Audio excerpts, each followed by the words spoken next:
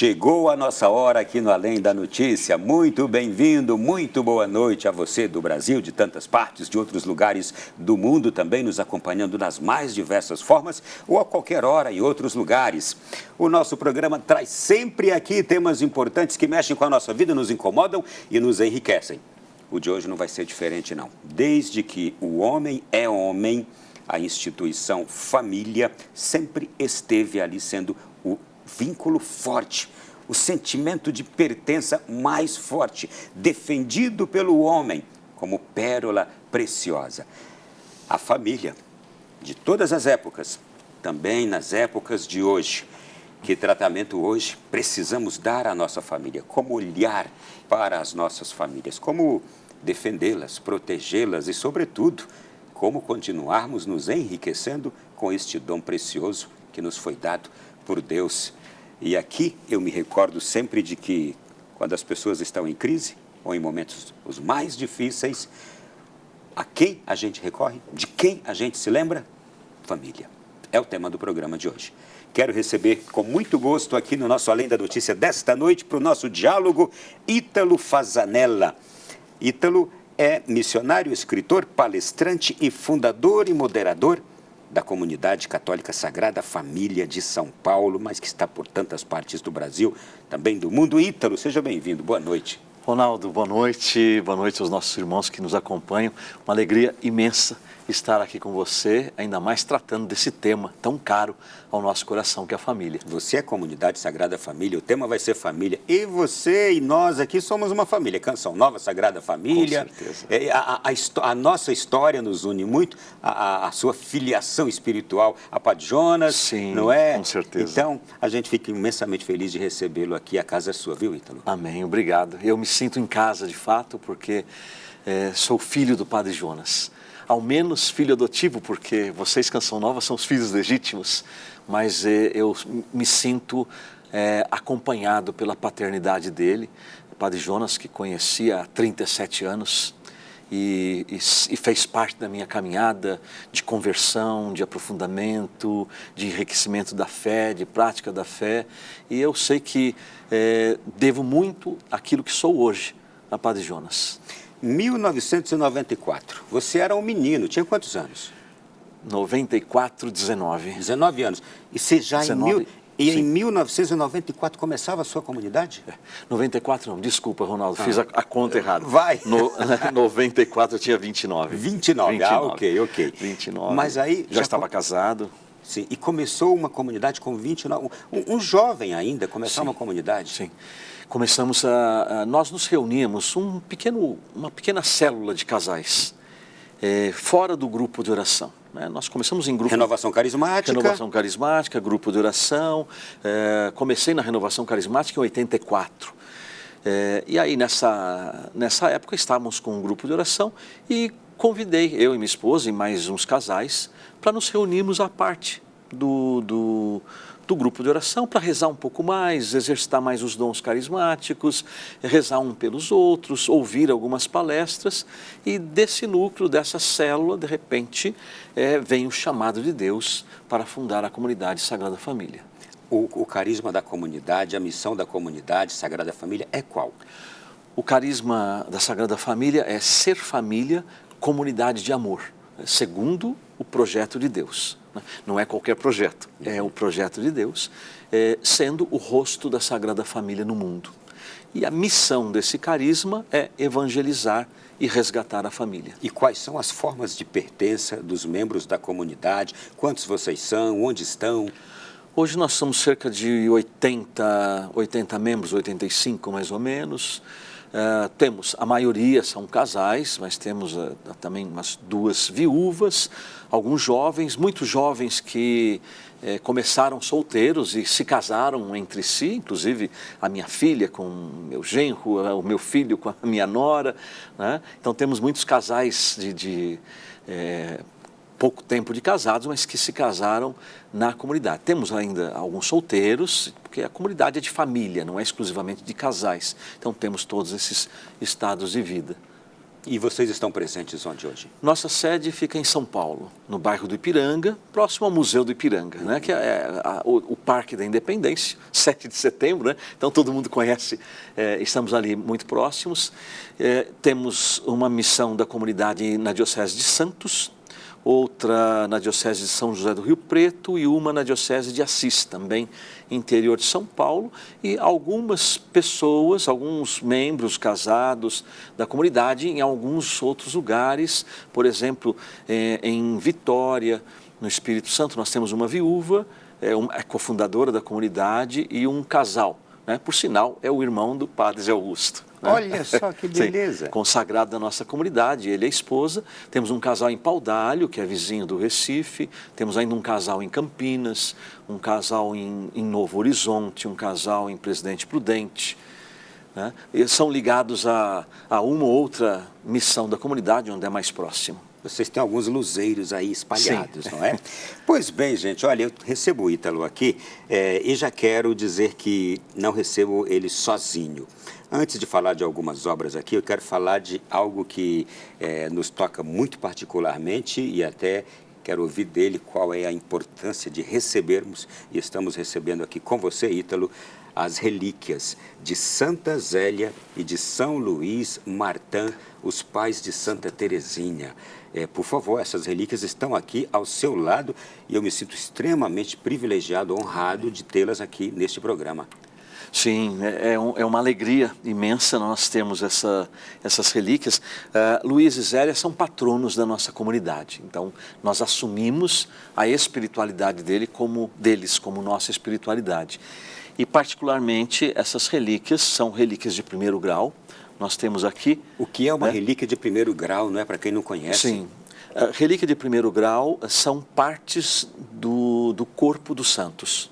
Qualquer parte, sejam osso, cabelo, pele, unha, ou, por exemplo, no caso do Padre Pio, está o corpo dele inteiro preservado. Então, é a relíquia do corpo inteiro. Então, tudo aquilo que é do corpo do santo, é de primeiro grau. É de primeiro grau. Santo Antônio tem a língua dele preservada, né? Então aquilo ali é uma relíquia, né?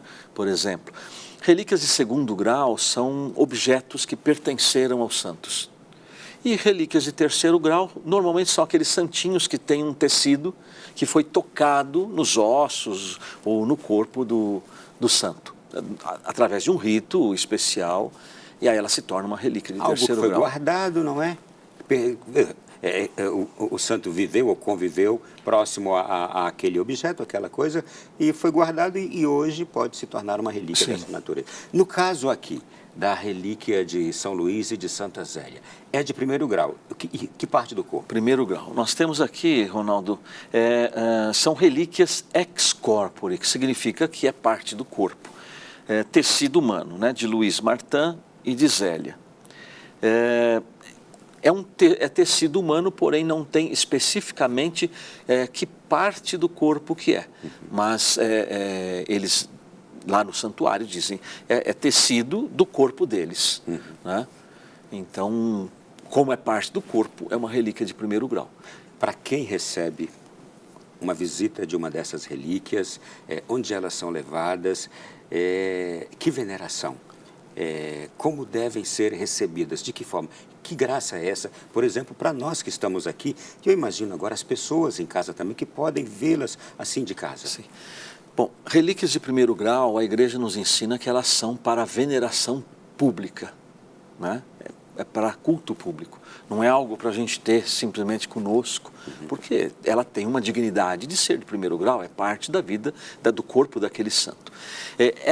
Essas relíquias especificamente ficam na sede da comunidade, lá em São Paulo. Nós temos a graça de ter as relíquias em todas as casas da comunidade e também com todas estas pessoas que eu disse que estão aí espalhadas pelo Brasil. Esqueci de dizer, né, até próximo aqui de Brasília, em Goiás, na cidade de Quirinópolis. Também o casal que está ali acabou de receber uma relíquia. Então todos os membros da comunidade, onde a comunidade está presente, trabalham um apostolado nas famílias com essas relíquias. Então, nós visitamos casas de família com o projeto Igreja Doméstica, para rezar com as famílias e rezar pelas famílias. Grupos de oração, pastorais, muitas vezes já levamos as relíquias a enfermos nos hospitais, comunidades, paróquias, enfim, onde nos chamam, nós vamos, falamos um pouco sobre a vida de Luiz e Zélia e fazemos um momento de oração e de veneração dessas relíquias. Muito bem. Olha, eu estou vendo também, você trouxe aqui também o último livro que você está lançando. Sim. E a Família Como Vai? Está aqui, editora Canção Nova, juntamente com a editora Sagrada Família. Eu apresento aqui para as pessoas que estão nos acompanhando nesse instante.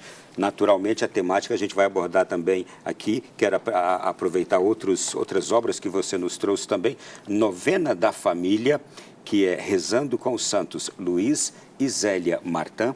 Aqui está essa Novena da Família, não é? E tenho aqui também este outro livro. Vou deixar um tempinho aqui para que o câmera possa mostrar para você de casa. Olha aqui, olha. Pais Incomparáveis, também de autoria do Ítalo. A gente vai falar um pouquinho sobre essas obras aqui, Ítalo, no programa de hoje. E eu tenho essa aqui, Família, Comunidade de Amor, que está aqui também, está aí. E, para além de tudo isto, o que eu percebo?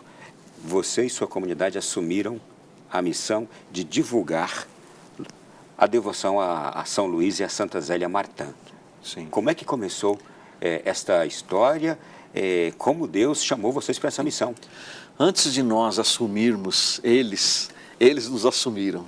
Eu tenho certeza que eles nos escolheram.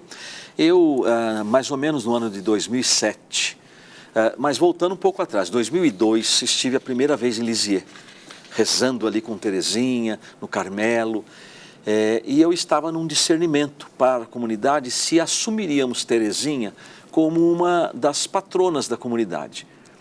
E aí eu queria conhecer um pouco mais a vida de Santa Terezinha, mas foram passando os anos e em 2007 eu comecei a me interessar pela vida dos pais, mas praticamente não tinha literatura no Brasil. Alguma coisa que a gente encontrava com dificuldade na internet, talvez um livro antigo, encontrei um livro de edição portuguesa da década de 40, num sebo, né? E aí comecei a ler sobre a vida deles e me apaixonei pela vida de Luiz e Zélia. Então comecei a estudá-los em 2007. Aí em 2008 tive a oportunidade de voltar a Lisieux e ter uma conversa séria com Santa Terezinha. Terezinha, essa sua proximidade de nós, agora os seus pais, eu preciso de uma certeza, não posso ir colocando os santos ao meu bel prazer como patronos da comunidade. Precisa ser um caminho de discernimento. E Terezinha coloca no meu coração, Ronaldo, você me dá licença? Eu até relatei isso no 9º dia da novena, uma frase impactante de Santa Terezinha. Estava ali diante do túmulo dela, ali no Carmelo, e perguntando, e queria uma confirmação, se ela e os seus pais seriam patronos da nossa comunidade. E eu senti no meu coração estas palavras: minha santidade é fruto de uma família santa. Vocês devem ensinar as famílias a viver na simplicidade, na humildade, na harmonia de um lar sereno, mas sólido, forte e santo. Contem também com a intercessão dos meus queridos pais. Eles vos ajudarão a se tornarem famílias santas. Vamos lá, voltemos a 1994. Eu acho que ali, neste momento, se encontra com a comunidade Sagrada Família e sua missão, o apoio dos pais de Santa Terezinha, porque vocês são Sagrada Família. Sim. E um casal santo que criou uma família santa, não é? Com certeza. Na fundação, nós não tínhamos nem ideia, mas eu tenho certeza hoje que eles estavam presentes, intercedendo por nós, em 94. Porque aí, 2008, tendo essa experiência, 2009 oficializamos Luiz, Zélia e Terezinha como patronos, e aí, 2010, ganhamos as primeiras relíquias, e aí foi um processo, né? E eles não haviam nem sido canonizados ainda. Não, em 2008, nesta data em que eu ouvi Terezinha no meu coração, estava 10 dias de beatificados. Olha só. E a gente nem sabia direito ainda. Pois é. 10 Bom, dias. então a história estava acontecendo. E a gente agora vai ver como é que foi a canonização desse casal. É histórico para a Igreja Católica. Sim. Um casal que é canonizado junto. Geralmente a gente vê um leigo, uma leiga, um padre, uma freira, verdade. um jovem, uma virgem, mas um casal. Vamos acompanhar agora aí como foi em 2015 a canonização dos pais de Santa Teresinha. A canonização do casal, celebrada durante o período da Assembleia Geral do Sínodo dos Bispos, aponta o valor do sacramento do matrimônio no caminho de santificação. Durante a homilia, ao falar de Zélia e Luís, o Papa afirmou que eles viveram o serviço cristão na família, construindo dia a dia um ambiente pleno de fé e de amor. Francisco lembrou ainda que este clima fez crescer a vocação religiosa das 5 filhas, entre elas a de Santa Teresinha do Menino Jesus. Eles buscaram sempre viver o Evangelho, colocá-lo em prática, viver os sacramentos, rezar individualmente, mas também em família. Mas exerceram a caridade, eram reconhecidos por fazer o bem ao próximo. A vida deste casal é um grande sinal para as famílias de hoje. Eles também enfrentaram problemas, como a doença, a educação dos filhos, situações financeiras. E em tudo isto colocavam Deus no centro. E hoje as famílias precisam reencontrar esta confiança em Deus, esta coragem de colocá-lo em primeiro lugar. Na Praça de São Pedro, muitos franceses, para celebrar a alegria de ver os pais de Santa Teresinha declarados santos. Zélia e Luís. Zélia e Luís têm muita importância para nós. Frequentemente peregrinamos até o local onde viveram, na França. Estivemos na beatificação e hoje viemos para a canonização. Estes jovens de Paris começaram logo após a missa um grupo de oração. Decidimos hoje, com os jovens, criar um grupo que se chama os Apóstolos de Maria e que tem como padroeiros Zélia e Luís. Vamos pedir sempre que eles nos ajudem a sermos santos no nosso cotidiano. Extraordinário o que a gente está vendo nestes últimos tempos agora, nesses últimos anos, e a igreja que apresenta, justamente num momento como esse, em que as famílias estão passando por um balançar da jangada, apresenta um modelo de família, porque não é só casal, é de família, não é? Sim, a igreja canonizando um casal na mesma cerimônia, ela está apresentando para o mundo um modelo, né? Um modelo de vida matrimonial e familiar e também, ao mesmo tempo, um modelo de educação dos filhos. Né? Para além disto também, Ronaldo, um modelo, porque Luís e Zélia foram empresários, empreendedores, ele foi relojoeiro. Trabalhavam normalmente. Relojoeiro, joalheiro, ela foi rendeira, né, o ponto de Alençon. Então, eles também, no compromisso social, eles também marcaram com essa presença santa no cotidiano as atividades do mundo. O Ítalo, eles tiveram 9 filhos. 9 filhos. Tiveram 9 filhos, perderam 4 muito cedo. Como né? muitos casais antigamente, por causa também dos cuidados médicos que não existiam como hoje. Muitas enfermidades. Foram 2 meninos e 2 meninas que eles perderam, 3 com menos de 1 ano e Helena, que morre com 5 anos de idade. Depois ainda ficaram as 5 filhas, né? Maria, Paulina, Celina, Leônia e Teresinha, a mais famosa. Teresinha, sim. Ítalo, bom, aqui neste livro você coloca a pedagogia educativa dos santos, Luís e Zélia Martin. É tudo que as nossas famílias hoje precisam. Sim. É de uma pedagogia para preservarem suas famílias, protegerem os filhos e protegerem a sacralidade do lar, do lugar onde nós vivemos, que é a nossa igreja doméstica, como ensina a igreja, não é?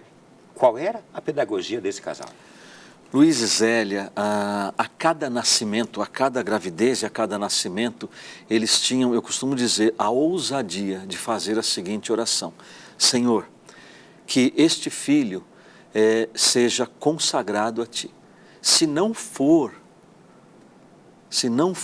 para ser Teu, que o Senhor o leve. Se esse filho for se perder, então que o Senhor o leve. Então, a coragem de rezar assim a cada nascimento. E eles também, nas cartas de Zélia estão os registros, por exemplo, dela dizer, eles, né, quererem ter muitos filhos e educá-los para o céu. Esse é um dos segredos educativos da pedagogia deles. Educar os filhos para o céu, povoar o céu com novos santos.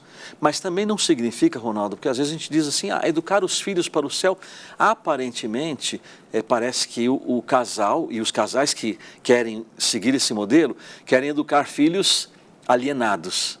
Mas não, educar filhos para o céu é educar nos valores cristãos, nos valores da palavra de Deus, valores que hoje nós temos uma crise na sociedade, como por exemplo, a verdade, a honestidade, a castidade, enfim, tantos valores que hoje faltam na sociedade. Isso é educar para o céu, sabendo que eles estão aqui vivendo no mundo, na sociedade, mas com a vida pautada nesses valores. Como é que a sua comunidade também aborda, transmite esses valores? Porque eu imagino que é a grande tarefa de vocês, Sagrada Família, né? Sim, como eu costumo dizer no nosso carisma, a nossa definição, como eu disse agora há pouco, ser família, comunidade de amor, segundo o projeto de Deus, sendo o rosto da Sagrada Família no mundo. Então nós procuramos viver um estilo de vida que reproduza esses valores, né? Para que haja uma coerência entre aquilo que nós cremos e aquilo que nós vivemos. E com isso, então, a partir do ser família, né, que a família, nessa definição da igreja, é uma comunidade de amor, é uma comunidade de pessoas que se amam, começa a missão da família, sendo família. E a partir daí, então, ela se torna uma luz para o mundo, assim como Luiz e Zélia hoje são, né? A vida deles é uma luz projetada sobre a vida das famílias, né? E a nossa vida também tende a ir por esse caminho e ajudar as famílias. Como disse Terezinha, ajudem as famílias, peçam ajuda para os meus pais e vocês ajudem as famílias a viver a santidade. Eu ouvi um pregador recentemente dizer que nós não nascemos no tempo errado. Nossos filhos não nasceram no tempo errado, nem na época errada, nem no século, nada. Nós nascemos no tempo que Deus pensou para nós. E os desafios que estão agora aqui, neste tempo, são desafios para nós enfrentarmos. E para nós, com a ajuda de Deus, também vencermos. E Deus sempre nos dá, em cada época também, a graça necessária e a inspiração necessária. Como agora nesse tempo, dá pais santos, pais de família santos, para educarem famílias, modelo, para que a igreja possa seguir, divulgar e inspirar outras famílias, não é? É o que a gente está vendo. Eu quero chamar aqui no programa de hoje o professor Felipe Aquino. Ele comenta também esta particularidade de termos um casal santo na igreja. Nós estamos muito acostumados com os santos, padres, freiras, bispos, cardeais, mas santos casados, né? Nós temos poucos, mas é importante conhecer a sua vida, porque isso mostra que a família, o trabalho dos casais, a vida dos dois, a fidelidade dos dois, até a morte, a educação dos filhos, toda a luta que um casal tem para educar seus filhos, manter a família, é um caminho de santidade. São Paulo dizia, na carta a Timóteo, né, que a mulher se salva pela maternidade, ou seja, como mãe, na família. Não quer dizer que apenas as mães se salvem, não, claro, temos aí tantas virgens, né, consagradas e santas, mas São Paulo quer dizer o seguinte: a família é um caminho o casamento também é um caminho de santidade. Que beleza de frase. Sim. A mulher se salva pela maternidade, não é? A gente não tem somente um casal santo na igreja. A gente, se eu não me engano, são cerca de 9, não é? Tem vários casais. Agora, não foram canonizados assim conjuntamente. Conjuntamente. Como? Luiz e Zélia foram os primeiros. A excepcionalidade é esta, não é? É esta. Sim, muito bem. Ainda falando sobre a missão dos pais de Santa Terezinha, a gente vê o dia deles é dia 12, nós vamos daqui a pouco trazer mais sobre isso. E a história deles é o quê? Uma história de amor normal, como um casal que se conheceu, se apaixonou, se casou e quis ter muitos filhos? Luiz e Zélia, desde jovens, tinham os dois um desejo de santidade. Nós estamos falando do século XIX, né? Lá na Normandia, na França. Eles tinham esse desejo de santidade e estamos no século XIX. A mentalidade do século XIX e dos séculos anteriores quem queria ser santo se tornava o quê? Padre, freira ou religioso, religiosa. Né? Eu costumo até brincar, Ronaldo, e o resto? O resto ficava condenado ao matrimônio. Eles não diziam isso, mas a gente chega quase a essa conclusão. E Luiz e Zélia, por desejarem a santidade, tentaram ingressar na vida religiosa. Tanto Luiz como Zélia. E, graças a Deus, não foram aceitos.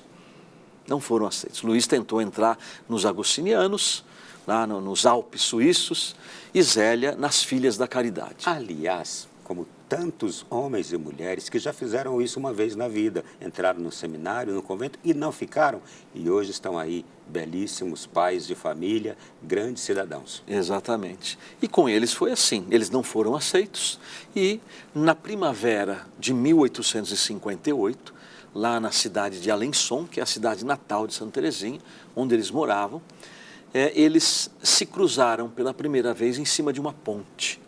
Tanto é que essa ponte hoje é conhecida como a Ponte do Encontro. Eles não se conheciam. A mãe de Luiz conhecia Zélia, porque ela frequentou o mesmo curso do bordado, da renda, do ponto de Alençon. Mas não há um registro assim que a mãe tenha dito para Luiz que conheceu uma moça muito boa, que seria, né, de repente, uma boa candidata para o matrimônio. Não se tem esse registro, pode ser que tenha falado ou não. Mas o fato é, Luiz e Zélia não se conheciam. E quando eles se cruzaram pela primeira vez, naquela primavera de 1858, era no mês de abril, com certeza cruzaram os olhares, no coração de Zélia, ela escutou essa voz: foi ele que eu preparei para você. E dali 3 meses eles estavam se casando, né? Na igreja Nossa Senhora de Alençon, né? Ali onde Teresinha foi batizada, a única filha batizada nessa igreja foi ela, na igreja em que eles se casaram. Ainda por conta dessa mentalidade, ali vigente no século XIX, eles viveram ainda 10 meses como irmãos, a castidade total. Mas convencidos por um confessor, consumaram o matrimônio, e aí então começaram a ter os filhos, e Zélia chega a escrever, se não me engano, para sua cunhada, dizendo assim: quando começamos a ter nossos filhos, percebemos que essa era a felicidade da nossa vida. Por isso, então, queremos ter muitos filhos e educá-los para o céu. Meu Deus, que coisa linda. Olha, gente, o programa de hoje está só começando. Nós vamos trazer aqui ainda neste programa um testemunho extraordinário que o próprio Ítalo gravou com um casal que ele conheceu, de uma cura com a intercessão de Santa Zélia e de São Luís Martin, hein? Então, daqui a pouquinho, muito fortemente, a presença de Santa Zélia, uma cura extraordinária. E também nós vamos trazer aqui ainda a devoção a este casal que só cresce, não é? E como isso está acontecendo em nossos dias, e daqui a pouquinho a gente vai contar tudo isso. Intervalo, voltamos já já. O Além da Notícia da noite de hoje está falando sobre famílias e famílias santas, chamadas à santidade. Eu estou recebendo aqui Ítalo Fasanella, que é fundador e moderador da Comunidade Sagrada Família. Ítalo, você está em Brasília aqui por esses dias, devido a um encontro que está acontecendo aqui na CNBB. O Cone Sul, que é essa região aqui da América Latina, enviou representantes. Que evento é esse? Sim, na verdade 2 eventos, né, Ronaldo? O primeiro evento, a reunião do GT, que é o Grupo de Trabalho da CNBB para as Expressões Carismáticas. Inclusive, Padre Wagner Ferreira, hoje o novo presidente da Canção Nova, esteve conosco nessa reunião. E em seguida, iniciamos de fato a reunião do Cone Sul sobre o sínodo da igreja, o sínodo que vai acontecer no final do ano em Roma. Estamos na última fase, que é a chamada fase continental, colhendo impressões, partilhas de diversos assuntos e temas que vão ser enviados para Roma, para o Sínodo dos Bispos, junto com o Papa, para que dali se elabore, com certeza, um documento, uma nova orientação nesse âmbito do Sínodo sobre a sinodalidade na Igreja. O que você percebe que está aí em movimento na preparação para este sínodo, especialmente no que toca às questões família? A gente tem insistido, eu pelo menos, da minha parte, tenho insistido muito nas partilhas sobre a inserção do tema família nas prioridades, porque são muitas demandas, são muitas áreas, são muitos dramas vividos pelas pessoas, pelos excluídos, pelas minorias, enfim. Então, há um elenco de muitos temas e fazer o filtro disso tudo não é muito fácil. Mas a gente tem insistido para que a família entre como uma das prioridades. Como é que você caracteriza hoje as ameaças existentes no mundo à família, especialmente este núcleo que a gente sabe é a célula mãe da nossa sociedade e que uma vez ela desfigurada, a sociedade também se apresenta desfigurada. Sim, a família continua sendo a célula-mãe da sociedade. E nós estamos, Ronaldo, numa batalha espiritual.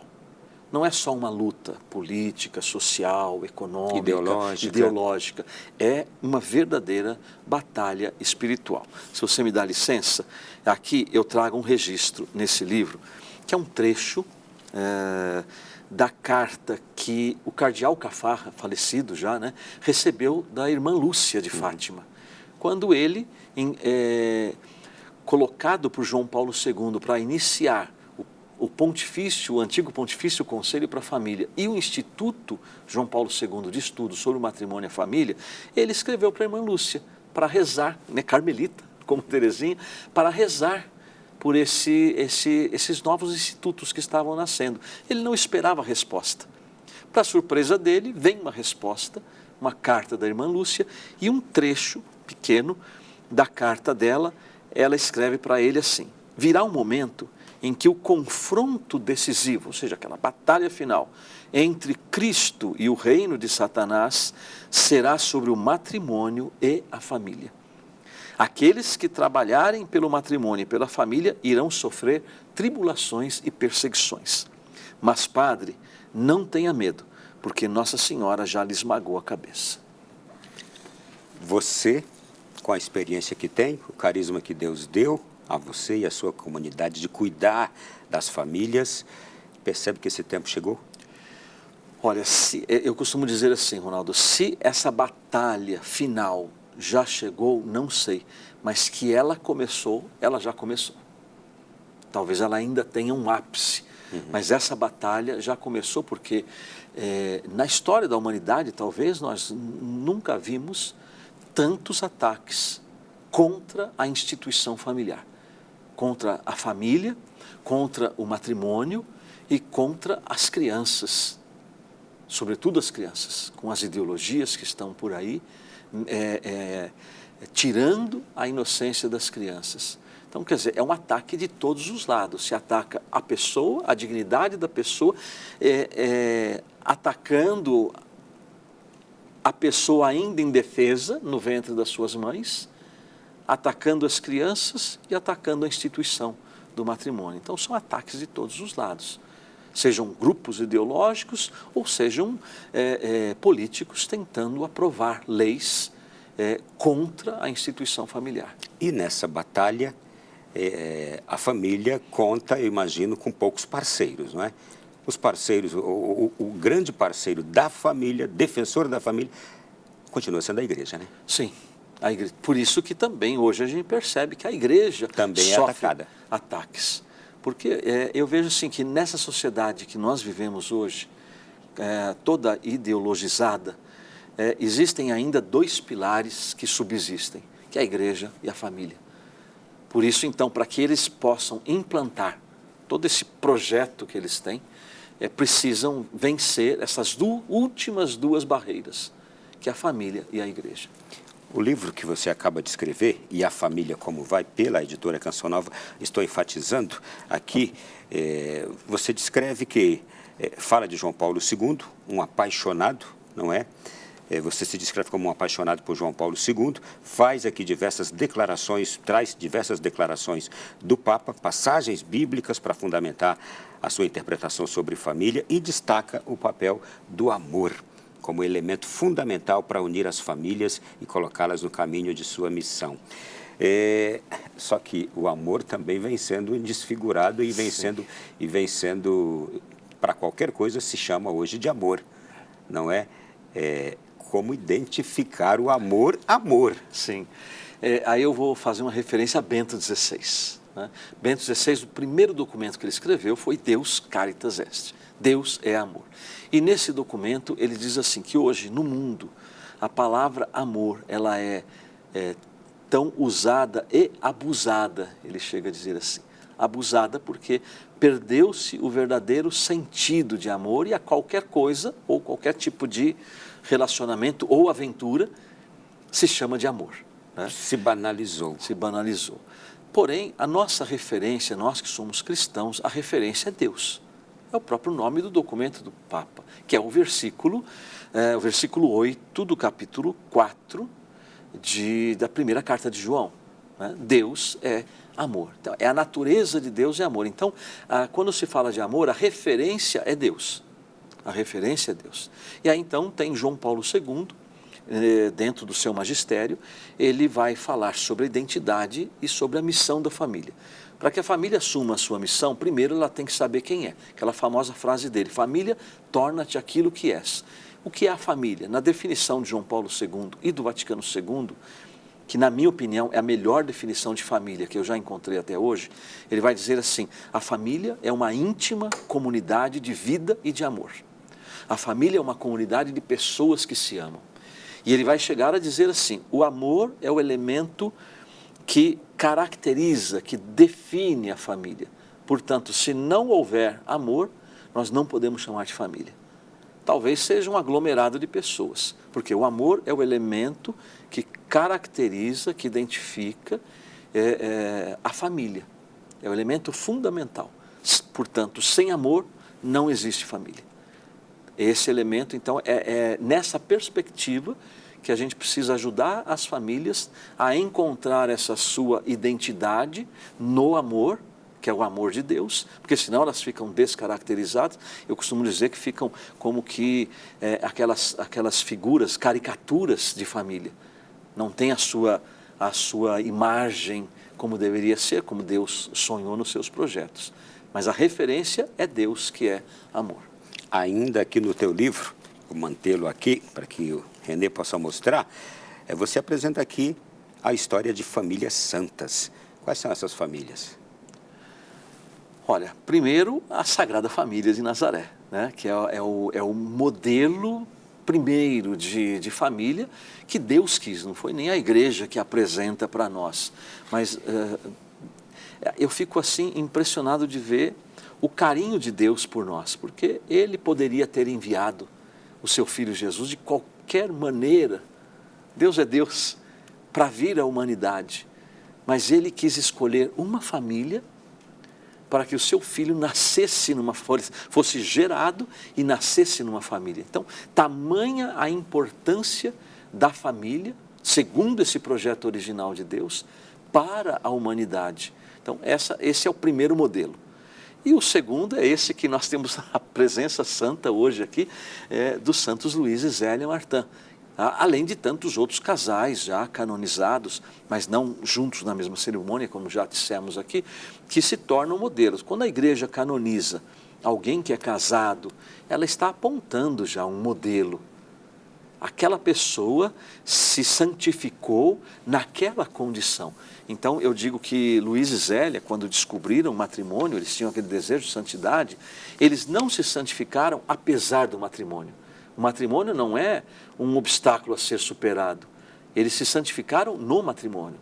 Não é apesar do matrimônio, mas é no matrimônio. Através do matrimônio, que é a matéria a matéria-prima para a nossa santificação, nós que somos casados. Eu vou trazer aqui agora uma reportagem que foi feita pela TV Canção Nova com o padre Thierry, que era, então, reitor do Santuário de São Luís e Santa Zélia, lá na França, não é? Quando foi que ele esteve aqui? É o atual reitor. Ah, ele é o atual reitor. Esteve no passado, em 2022. Então, a matéria é recente. Recente. Então, vamos acompanhar agora, feita pela TV Canção Nova. E atenção, este padre é parente de Luiz Martin. Santa Zélia e São Luís Martin. Talvez você não tenha ouvido estes nomes ainda, mas certamente você conhece Santa Teresinha. A padroeira das missões, tão querida pelos brasileiros, é filha deste casal. É muito impressionante o quanto Santa Teresinha se faz presente no mundo inteiro. Aqui no Brasil é uma presença extraordinária, fora do comum, porque a gente vê que ela está realmente presente na vida das pessoas e na vida das famílias também. Um dos principais propagadores desta devoção é o padre Thierry Renaud Morel. O sacerdote é reitor do Santuário de Santa Zélia e São Luís, na cidade francesa de Alençon. O casal é um verdadeiro modelo de esperança para as famílias atuais. A primeira mensagem dos pais de Santa Teresinha traz é que estão sempre juntos, foram canonizados juntos, toda essa realidade, vivência juntos. Não tem só uma imagem separada, tem um marido, uma esposa juntos. Tem toda essa reciprocidade e responsabilidade. O marido sustenta a esposa e a esposa sustenta o marido, sempre na fé. É uma realidade da família e também para os outros, para a sociedade, para o mundo. Dar e receber. Como é importante este testemunho de família, reciprocidade, sobretudo para que a sociedade se torne uma família humana. Muito bem, depois de ouvir, qual é o grau de parentesco do padre Thierry com o Luiz Martin? O padre Thierry tem uma história muito bonita, Ronaldo. Eu o conheço há 11 anos, né? Somos amigos, fiquei hospedado na casa dele a última vez que estive lá, no ano passado. Quando Luiz era solteiro, morava com seus pais, na mesma casa em que funcionava a sua relojoaria. Os pais de Luiz e Luiz acolheram na sua casa um sobrinho de 9 anos de idade que perdeu os pais cedo e ficou morando com eles até os 16 anos. Este sobrinho de Luiz Martin é o bisavô de Luiz Martin. E esse sobrinho foi quem comprou a relojoaria de Luiz Martin, quando ele precisou vender para poder ajudar Zélia no seu ofício. Esse bisavô se casou, enfim, e a avó do padre Thierry nasceu no mesmo ano de Santa Teresinha. Então, o padre Thierry carrega na carteira dele uma foto dele com essa avó, né? Ela morreu idosa. E ele diz, a minha avó brincava com Santa Teresinha quando era criança. Porque nasceram no mesmo ano, e nas cartas de Zélia, muitas vezes a gente vê que Zélia deixava as crianças na casa de uma parente. Era justamente na mãe, no pai dessa avó. E Teresinha brincava com a sua avó, né? Então, o padre Thierry é esse parente vivo mais próximo de Luiz Martin hoje. E hoje é o reitor do santuário deles lá na França. Uma pergunta curiosa agora sobre o casal, não é? Eles criaram as 5 meninas. O que aconteceu com as outras 4? Teresinha vai para o Carmelo e as outras 4? Sim. Nós temos Maria, Paulina e Celina, como Teresinha, vão para o Carmelo. Né? No mesmo Carmelo de Santa Teresinha, extraordinariamente, porque normalmente não se aceitava tantas irmãs no mesmo convento. Né? E Leônia, que é considerada a filha difícil. Né? Todo casal tem, né? Eu costumo dizer, toda família tem uma Leônia ou um Leônio. Leônia tinha um temperamento complicado e foi mais complicado ainda por conta de certas ameaças que a empregada doméstica fazia. Né? Mas depois ela teve uma grande transformação, enfim. Mas Leônia foi para o mosteiro das Visitandinas, Ela se tornou visitandina, tentou entrar várias vezes na vida religiosa, 3, 4 vezes. Ninguém aguentava Leônia, essa é a verdade.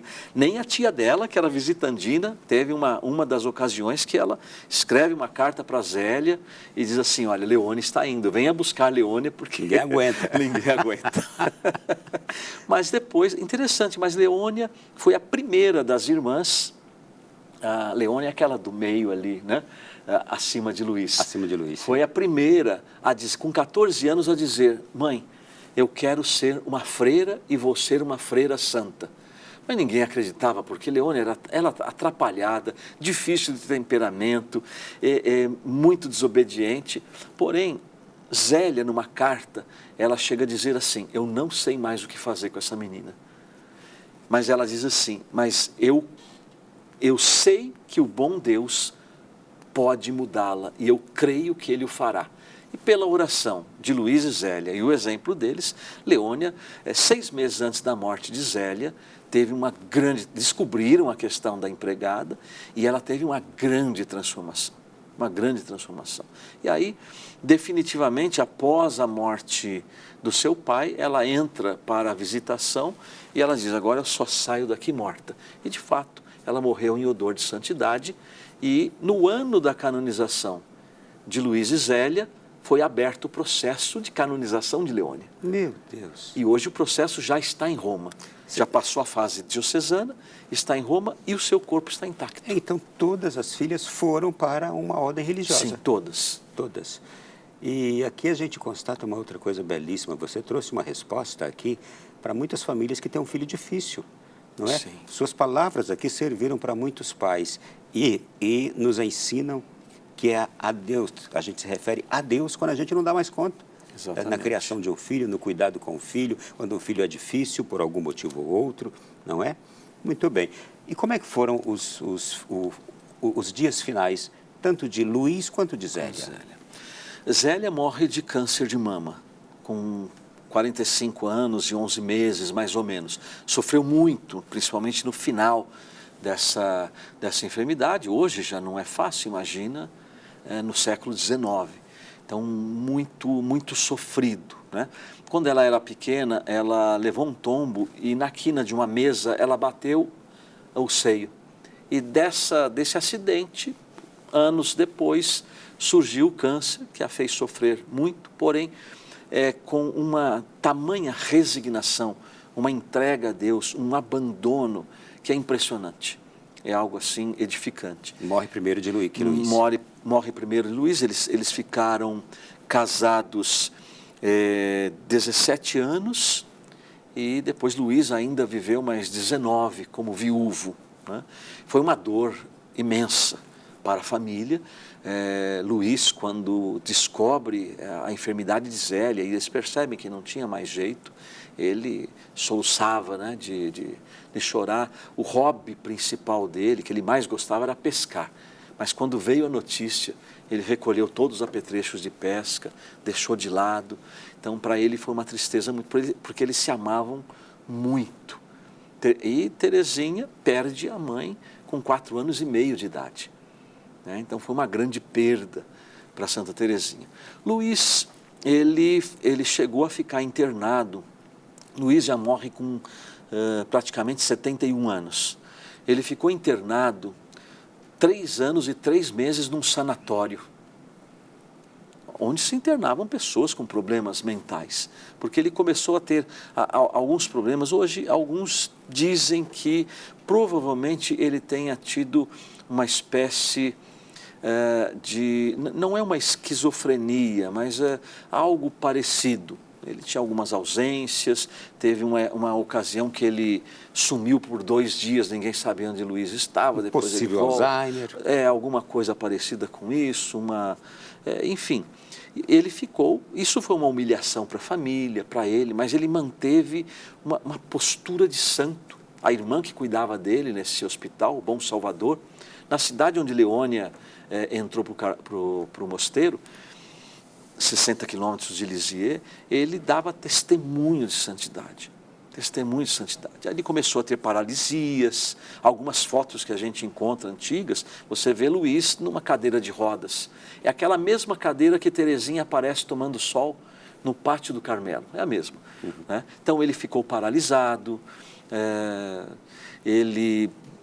nos momentos finais dele, ele praticamente não conseguia falar.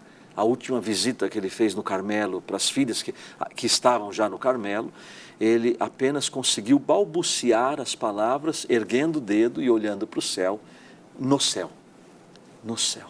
Foi as últimas palavras que as filhas ouviram, porque ali ele tinha a certeza que somente as veria no céu, o lugar onde ele tanto desejou durante a vida estar. Falando do casal, falando da imensa família que tiveram, 9 ao todo, mas as 5 sobreviveram, não é? E viveram mais. E a gente tem, hoje, na nossa sociedade, várias questões sociais e várias questões, eu diria, de cunho cultural, que levam as novas famílias ou as famílias de hoje a pensarem e repensarem na questão dos filhos.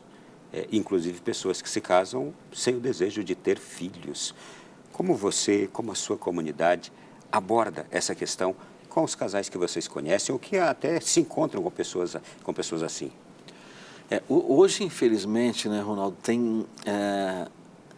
há uma falta de referências.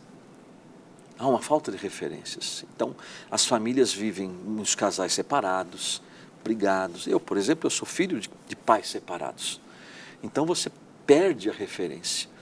E quando o jovem perde a referência, naturalmente, o que ele não vai querer para a sua vida? Quantos jovens eu encontrei dizendo assim, casar, Deus me livre, para viver como meus pais vivem, eu não quero isso para a minha vida. Então, muitos pensam assim, não querem viver dessa forma. Então, um dos grandes problemas é esse, falta referência. Falta referência. Então, aqueles que se casam deveriam pensar bem nisto, porque eles não se casam somente para si. Eles vão se tornar referência primeiro para os filhos. E aí está uma outra questão do matrimônio. Nós casamos para formar família. Para formar família. O casamento não é uma decisão de vida egoísta entre o casal, mas há a exigência pela própria natureza do matrimônio da abertura à vida. E ser família é muito bom. Abrir-se a vida é a plena felicidade. Como Zélia falou, quando nós começamos a ter nossos filhos, a nossa vida era só para eles, e a nossa felicidade era se doar para eles. Eu vi uma postagem recentemente dizendo assim, uma universidade aí fez um estudo que um filho até os 18 anos custa não sei quantos milhões. Eu falei, bom, eu estou esperando esses milhões hoje, porque eu não vi isso até agora, né? Então, nós não podemos achar que o filho é um gasto, ou o filho é uma matemática. Não, o filho é o dom mais precioso do matrimônio, vai dizer João Paulo II. O dom mais precioso do matrimônio são os filhos, é onde o casal se complementa.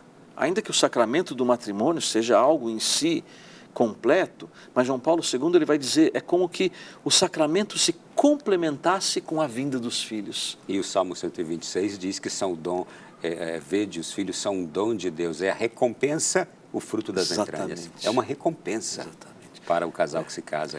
E você está trazendo esse dado aí, mas me lembrou aqui uma série de pesquisas científicas também, que já li nos Estados Unidos, na Grã-Bretanha, que mostram que ser família, ser casado é um retorno e em todos os sentidos, é lucrativo. Em todos os sentidos. A pessoa casada, ela vive mais, tem mais saúde, progride financeiramente, é mais feliz, é mais cuidada, sente-se afetivamente muito mais amada. Então, em tudo que é pesquisa que existe, se for fazer com pessoas casadas e com pessoas solteiras, o casado leva vantagem em tudo. Até mesmo na questão financeira, progride mais a pessoa casada. Verdade, verdade. Porque é a vocação humana, né, Ronaldo? É a vocação humana. Nós fomos criados por Deus, esse Deus que é amor. Então, significa que a vocação primeira, que é o chamado à vida, E essa vida só se preenche em Deus, que é o seu Criador. Então é no amor que a gente se complementa. O Papa Bento XVI ainda vai chegar a dizer assim que na face da terra o amor que mais se aproxima do amor de Deus é o amor entre um homem e uma mulher. Então o complemento principal da felicidade do homem e da mulher é o amor entre eles. É isso que dá chega a essa plenitude de felicidade. Porque ali o amor sempre, e principalmente em João Paulo II, a gente tem que entender o amor como doação. Sempre esse binômio, amor-doação. Quando você, quando você se doa, você acaba recebendo mais do que você... É assim na dinâmica do casal, é assim na dinâmica dos pais com os filhos, dos avós com os netos. Fantástico tudo isso, gente. Olha, a gente vai agora seguir para mais um intervalo e aí na volta eu vou trazer aqui um testemunho que a mim tocou, mas muito, não é? E vamos trazer mais ainda reportagens sobre esse trabalho de divulgação da devoção que o Ítalo e a comunidade Sagrada Família fazem hoje da santidade do casal santo, os pais de Santa Terezinha, Luiz e Zélia Martin. A gente vai para o intervalo e já volta. Precisamos de famílias santas, é o tema do programa de hoje aqui. Eu estou com o Ítalo Fasanella, fundador, moderador da comunidade Sagrada Família. Casado, quantos filhos? Quem é a santa? Boa essa. E é santa mesmo, viu, Ronaldo? Hoje eu tenho 57 anos, sou casado há 34 com a Rosana, né? Com certeza nos acompanhando. Né? Temos 6 filhos. 4 na terra, 2 no céu. Perdemos 2 durante a gravidez. Os 2 mais velhos já são casados e nos deram um dos grandes presentes da nossa vida, que são nossos netos. Hoje somam 8. 8 né? já. 5 na terra, 3 no céu. Né? E aqui a conta é sempre com os que estão no céu, hein? Tem que contar, porque a vida humana começa na fecundação, né? Sim. Então, nós não os conhecemos, mas vida humana. A minha filha perdeu, o ano passado, uma gravidez e a nossa nora perdeu 2. Mas temos aí outros 5, né? O Miguel com quase 6 anos, o Guilherme com quase 3, Antonella com quase 4 e acabaram de nascer os gêmeos. Uau! O Antônio e a Alice, que estão aí com 15 dias de vida hoje, né, na gravação do programa. Muito bem, parabéns pela família, parabéns a vocês todos aí, viu? Beijo carinhoso.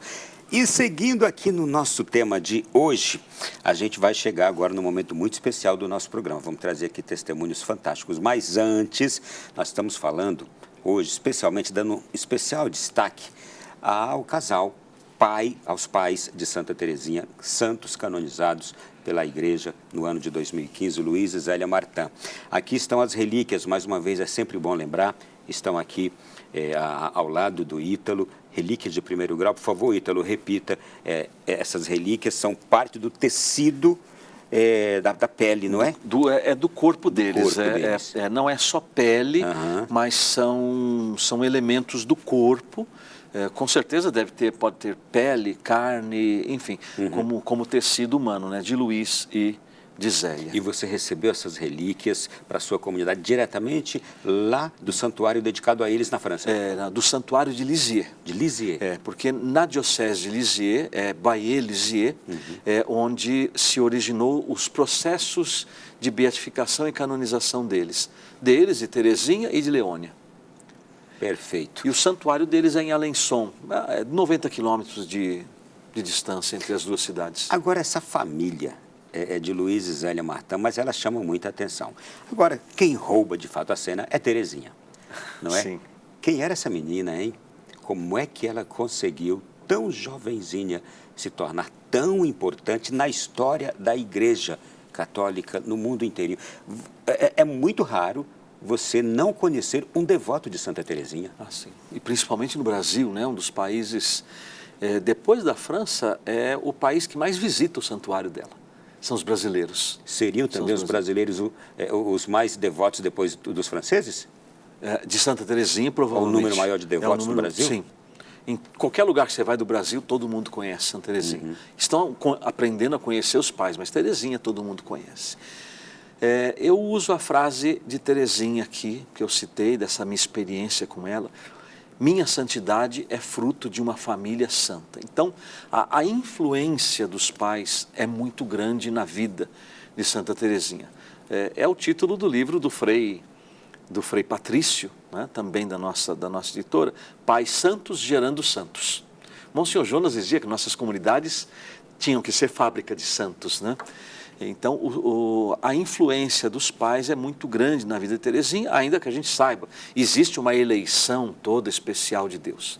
De vez em quando, Deus coloca ali uma dose maior, né, de santidade em alguns santos extraordinários na história da igreja, São Francisco, Padre Pio, Santa Teresinha, né? Mas a influência dos pais é algo impressionante, né? O quanto que Teresinha admirava esses pais. Então, quanto mais você tem, vou chamar assim, um objeto de admiração, mais você se assimila a ele.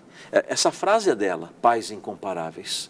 Poderia-se até pensar que Santa Teresinha foi que trouxe a santidade para os pais, não é? Mas não. Quando a gente vai agora ver, é que a canonização deles veio depois. Exatamente. É claro, ela trouxe e colocou em relevo a santidade dos pais. Graças a ela isso ficou muito visível. Mas eles já eram santos antes dela. Com certeza. Tanto é que no processo na igreja, mesmo dentro da igreja, muita gente não queria a canonização deles. Porque diziam assim, vamos canonizar só porque são os pais. Santa Teresinha? Não, na verdade, ela foi santa por causa deles. Foram santos. Realmente, é extraordinário. E ela tem, sim, um chamado extraordinário. Com 4 anos de idade, ela tinha uma consciência, uma memória, consciência do céu. Ela, com 4 anos de idade, Ronaldo, ela chega para a mãe e diz, mamãe, quero que a senhora morra. Quem estava do lado chamou a atenção, Teresinha, isso é jeito de falar com a sua mãe? Algo assim, né? E aí ela diz, olha, mas mamãe, a senhora mesmo não disse que o céu é um lugar bom e para chegar no céu tem que morrer? Né? E aí os relatos dizem que ela também desejou a morte do pai. Por quê? Porque o céu é um lugar bom. Então, olha a consciência de uma criança de 4 anos, a pureza, né? E já os traços ali de santidade. E aqui a gente já vê uma dimensão de compreensão dos mistérios da vida, sim, do céu. Alguém que deseja o céu para si ou para outro, não é que está pensando algo errôneo. Não. Isso é ter a real compreensão do que é a vida, de quem somos nós. No relato e ela, com 4 anos, já tinha essa compreensão. E no relato das filhas, a própria Teresinha vai dizer, Leônia vai dizer isso também. É pena que eu não tenho aqui, mas nós temos um livro na nossa editora que é sobre Leônia, né? A surpreendente santidade da irmã de Santa Teresinha. Elas dizem assim, nossos pais falavam entre eles frequentemente sobre o céu. E nós desejávamos o céu. De tanto que eles falavam do céu e da vida eterna. Elas queriam ir para lá. É isso que eu vou te perguntar agora. Para as nossas famílias que estão nascendo agora, os jovens que estão se casando, e até para quem já tem filhos em idade ali da primeira infância ou adolescente, como fazer para despertar esse gosto pelo céu nos filhos? Primeira coisa, testemunho. Testemunho. O casal precisa dar testemunho. Ele tem que ter coerência entre aquilo que se exige do filho e aquilo que se faz. Né? Então, os filhos aprendem. Tem 2 ditados orientais que diziam assim, Ronaldo. Um filho é educado pelas costas. Ou seja, ele vai olhando o caminho dos pais, ele vai seguindo o exemplo. Aquela brincadeira de criança que a gente fazia, siga o mestre. Né? Então você vai seguindo, os filhos imitam os pais. E um outro provérbio oriental que diz assim, um filho começa a ser educado 25 anos antes de nascer. Então, esses meus netos que nasceram agora, começaram a ser educados, no caso da Regina, 30 anos atrás, quando a Regina nasceu. Os netos da Regina, os meus bisnetos, começaram a ser educados agora, com a educação dos meus netos. Então, há uma influência de testemunho que os pais deixam para as futuras gerações.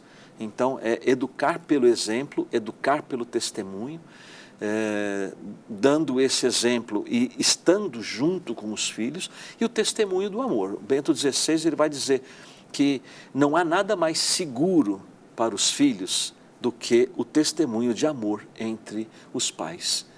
E hoje, como falta muito isso nas famílias, veja como nós temos uma geração insegura. Porque o amor entre o pai e a mãe, diz Bento XVI, oferece uma segurança aos filhos. Oferece uma segurança. E hoje nós estamos numa crise. As pessoas não têm, a geração de hoje não tem uma grande parte não tem segurança. Não tem segurança de tomar uma decisão mais definitiva na vida. Né?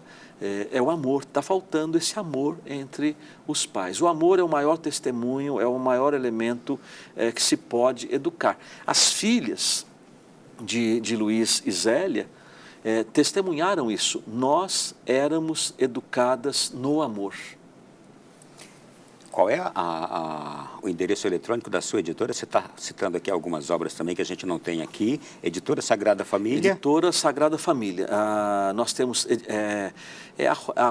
@Editora Sagrada Família, tanto no Instagram como no Facebook. Perfeito. Eu quero chamar agora uma reportagem, gente, que foi feita lá na comunidade do Ítalo Sagrada Família em São Paulo, pela nossa equipe de TV em São Paulo, mostrando justamente como a devoção a São Luís e Santa Zélia Martã já começa a dar fruto no seio católico. Desde jovens, Zélia e Luís buscavam descobrir a vocação na igreja. Pensavam que o caminho era a vida religiosa.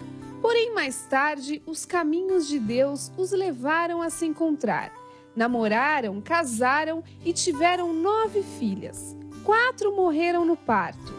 E uma delas ficou conhecida como a Santa Padroeira das Missões, Santa Teresinha. Então Deus não permitiu, na sua vontade, na sua liberalidade, que o pai fosse monge e que a mãe fosse freira, para que se encontrassem e deram vida a uma família santa. O dia escolhido como data de celebração de São Luís e Santa Zélia Marte é o dia do casamento deles. Aliás, o primeiro casal da Igreja Católica a se tornar santo no mesmo dia, em 18 de outubro de 2015. Isso é muito bonito porque o matrimônio une não somente os corpos, mas une o espírito, une a alma. É um caminho de espiritualidade familiar. Na comunidade Sagrada Família, a santidade de Santa Zélia e São Luís é uma grande inspiração, que veio por meio de uma confirmação que o fundador Ítalo teve diante dos restos mortais de Santa Teresinha. Teresinha colocou essas palavras no meu coração que assim incendiaram meu coração. Né? A minha santidade é fruto de uma família santa. Ensinem as famílias a serem santas e peçam ajuda para os meus pais. Sandra conheceu os pais de Santa Teresinha na comunidade. Ela tem 8 filhos e se inspirou na história de Santa Zélia para viver a santidade em sua família. Ver como Luís Martã e Zélia Martã lidavam com os desafios do dia a dia, com o trabalho, com o cuidado com os filhos, colocar Deus em primeiro lugar. Para mim, assim, foi uma motivação para viver a minha vida em família. Que a família é o lugar onde nós devemos aprender não somente a conviver junto, mas a amar-nos junto, a caminhar junto na família. Então, por este motivo, creio que apresentar os casais, este casal, Zélia e Luís Martã, no mundo de hoje, seja muito importante. Que beleza, que maravilha, Ítalo. E conhecer a Sandra também ali, ouvir esse testemunho dela, é tão bonito isso, não é? Ano passado, eles enterraram um filho de 4 anos. Uau! Mas Luís e Zélia deu tanta força para esse casal, para essa família. A dor da perda é muito grande, mas o consolo é algo extraordinário. Foi um testemunho maravilhoso. Bom, falar em testemunho maravilhoso, você gravou, você estava sozinho quando você gravou o casal que nós vamos apresentar agora? Eu estava com alguns membros da nossa comunidade lá na missão de Assis. Então, eu vi um vídeo seu com o Gerson e a Maíra, um casal de Jaú, se não me engano? Não, interior de São Paulo. Interior de São Paulo. E aí está ali já a imagem, você estava ali os entrevistando. Qual era a situação? Como é que você soube da história, especialmente da história do Gerson que descobriu um câncer gravíssimo. O Gerson e a Maíra contaram esse testemunho porque ficaram conhecendo a nossa comunidade em Assis, porque também tem a presença das relíquias lá. Vejam que o relicário é muito parecido. E aí, então, eles contaram o testemunho para o nosso coordenador da missão.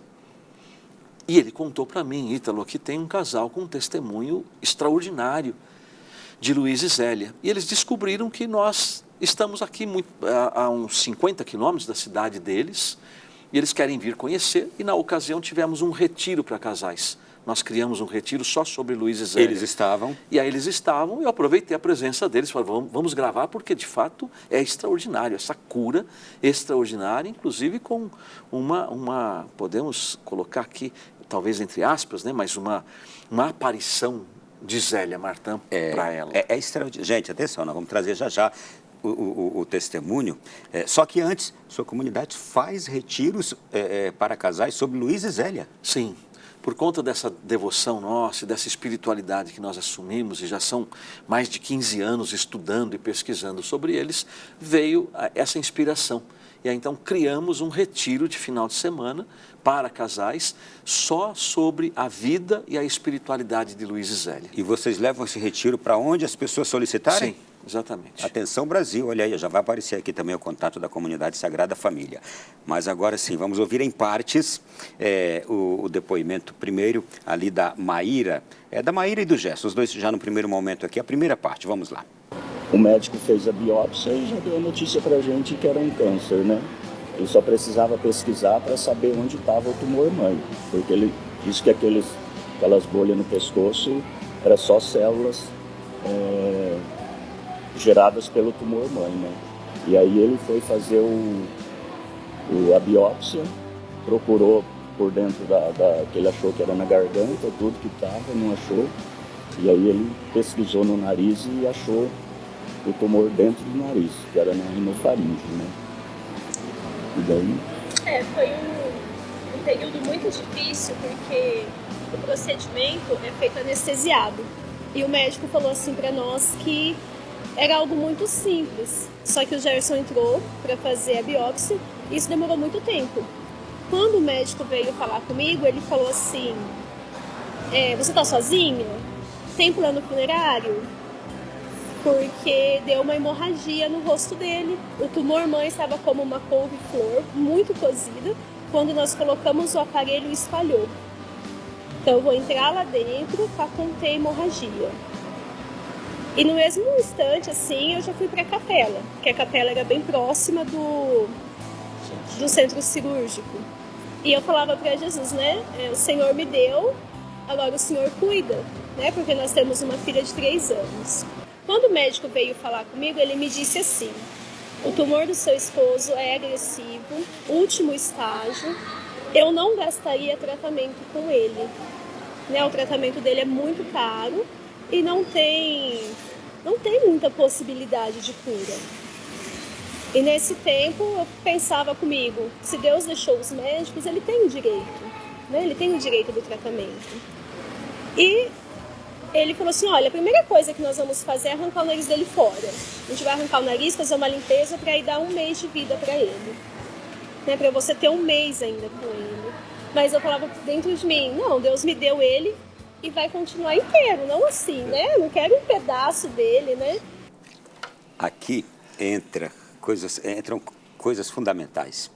Havia uma capela no hospital. Segundo, o anúncio do Evangelho precisa ser feito o tempo todo por nós, em todos os lugares, a todas as pessoas. Porque nas horas de aflição, as pessoas se recordarão de terem ouvido algo que pregamos, algo que dissemos, algo que anunciamos, não é? E ali, porque não saiu ali ela falando, mas ela tinha ouvido falar do casal, numa das TVs católicas que ela não se lembrava qual, que ela não se lembrava qual TV católica, não é? Depois eu vou deixar seu comentário. Deixa eu chamar a segunda parte por causa do nosso tempo. Vamos ouvir. E eu ali no último banco, eu falava, Senhor, não me deixa sair daqui sem uma palavra sua, né? Não me deixa. E aí ele recebeu alta e veio ficar do meu lado, falou, já liguei para a ambulância, vem buscar, eu vou ficar aqui do seu lado.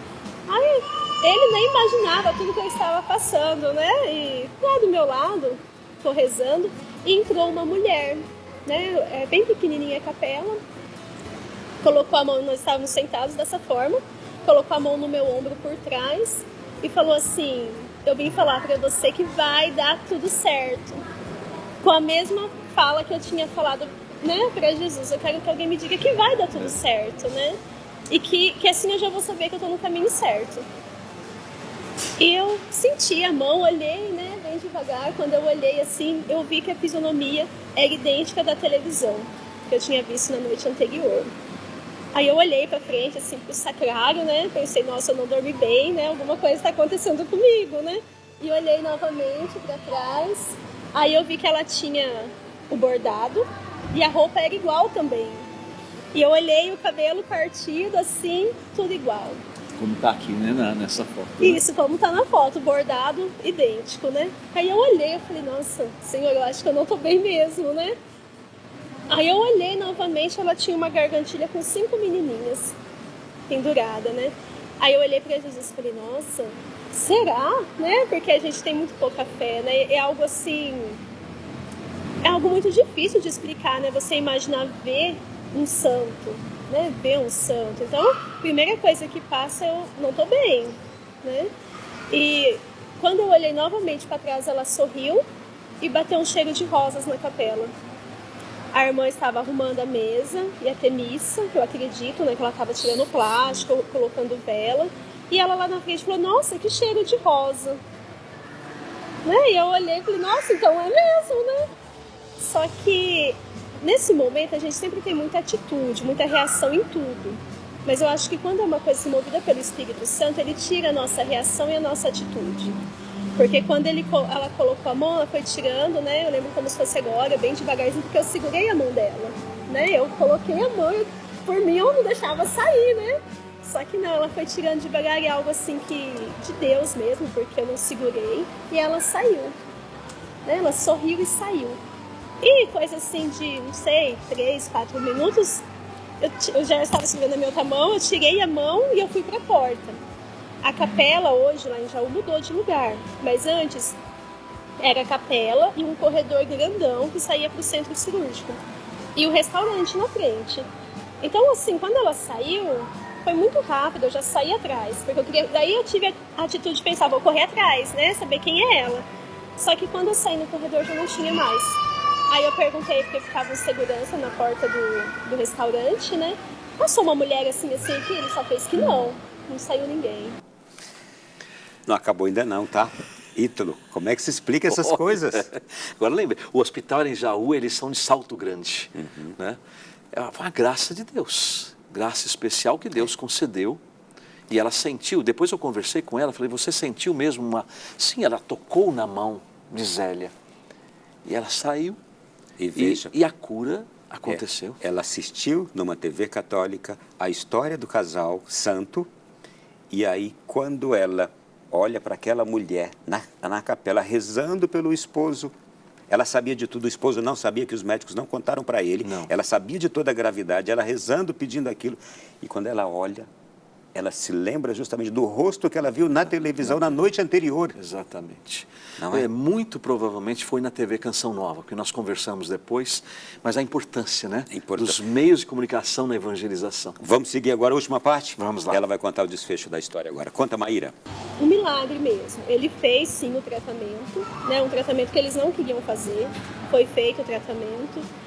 Para quem tinha 1 mês de vida, eu estava grávida. Para quem não podia mais gerar filhos, hoje a gente tem mais um filho de 1 ano, né? Vai completar 1 aninho dia 8 de setembro, dia de Nossa Senhora. Já se passaram 8 anos. 8 anos. Então, assim, nós só temos a agradecer mesmo a Deus e a intercessão de Santa Zélia e São Luís. A gente tinha tanta fé na cura depois desses acontecimentos que tinha dia de eu precisar ir para Jaú fazer o tratamento, mas os dias que eu ficava em casa, eu nem lembrava que eu estava doente. Passava um dia assim, tranquilo, que eu nem passava pela minha cabeça assim, que eu estava com aquela doença que era tão grave assim, né? Então fortaleceu a nossa fé, como a Maíra falou, e ajudou muita gente a crescer espiritualmente também. E o casal ali, lindo. Abraço carinhoso ao Gerson, à Maíra. e continuem testemunhando, né? Faz muito bem a gente ouvir isso, porque eu tenho certeza que o que eles acabam de contar aqui também, e tudo isso que a gente falou sobre este casal de santos, certamente tocou muitos corações nesta noite, mudou muito a vida de muita gente, viu, Ítalo? Não tenho dúvida. Tenho certeza que hoje é uma noite especial. Porque, inclusive, esqueci de dizer, Ronaldo, a igreja nos ensina que quando temos a presença das relíquias, nós temos uma presença especial dos santos. Olha só. Não é uma estampa, uma foto, uma imagem, é uma presença. E como através da TV Canção Nova, esta imagem das relíquias está chegando ao seu lar, até você aí está com uma presença especial dos santos Luís e Zélia, hoje com você. Eu vou pedir a você que nós terminemos esse programa, conduza um pequeno momento de oração com a intercessão de São Luís e Santa Zélia para as nossas famílias, para os nossos esposos, para os nossos filhos, não é? Porque a nossa família, ela está realmente sendo privilegiada nesta noite. Ela já tem uma graça especial de Deus, mas a nossa família precisa sempre ser lembrada em oração por causa dessa batalha, desses tempos que a gente vive. Amém. Vou fazer a oração, que é a oração de todos os dias para a novena, que é a oração de Luís e Zélia. Santos Luís e Zélia Martã, após sentirem o desejo da vida religiosa, escutastes o chamado do Senhor à vocação matrimonial. Vós que sois pais incomparáveis, como nos fala a vossa filha Santa Teresinha do Menino Jesus, felizes pais de Leônia, a serva de Deus, irmã Francisca Teresa, de Maria, Paulina e Celina, transplantadas sobre a montanha do Carmelo, e de outras 4 crianças retiradas da vossa afeição em tenra idade, Helena, José, João Batista e Melanie Teresa. Rendestes glória a Deus com vosso humilde e paciente trabalho, com vosso compromisso junto aos pobres, com vossa vida familiar na qual reinava a alegria de amar e de sentir-se amados. Vivestes concretamente vossa vida cotidiana através das alegrias e das penas da existência. Amai-nos como vossos próprios filhos, com vosso coração de pai e o vosso coração de mãe, porque sois amigos de Deus. Atendei a nossa oração e o nosso pedido. E intercedeis em nosso favor junto a Deus Pai, por Jesus Cristo nosso Senhor, na graça do Espírito Santo. Amém. Amém. Santos Luís e Zélia Martã, rogai por nós. Foi um prazer, Ítalo, recebê-lo aqui nesta noite. Leve o nosso abraço carinhoso da Canção Nova a toda a Sagrada Família. Amém. Alegria imensa. Muito obrigado. E obrigado pelo presente dessas presenças maravilhosas, esses santos pais de Santa Teresinha. Obrigado. Amém. A você que esteve conosco também, gratidão enorme, muito obrigado. O programa de hoje já pode ser revisto a partir de agora, entrando aí no Canção Nova Play. Deus abençoe você, sua noite, este final de semana que já se aproxima, e até quinta-feira que vem, se Deus quiser, em mais um Além da Notícia.